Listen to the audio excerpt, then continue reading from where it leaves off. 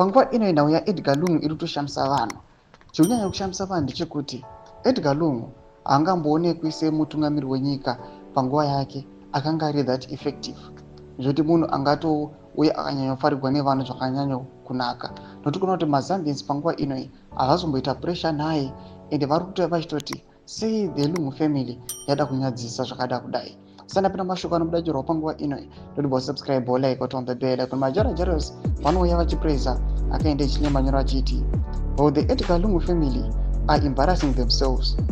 Akaenda Hichilema is one of the most sensible leaders in the Southern Africa region, remains magnanimous in all this.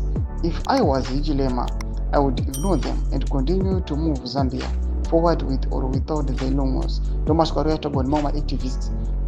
Ajeti aiwa Hichilema anokukunzi atirumira nofarikwa anodikanwa nevanhu ende munhu anototongawo zvinonyaso kutofadza vanhu zvofadza ruzhinji as compared kune mamwe mafoma presidents.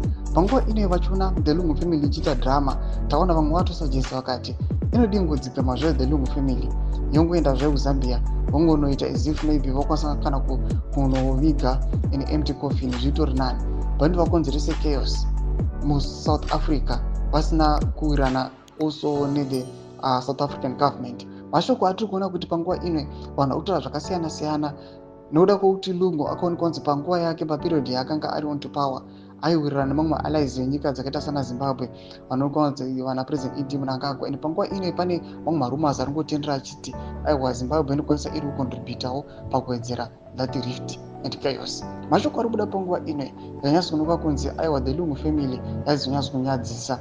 People they were not expecting kuti vaite zvinhu zvakadai. So tudze mafunguro enyu muri kudii pamusoro pechitiko ichi. Vabhirengo mesection medu muzimafunguro enyu. So subscribe or like, turn the bell icon.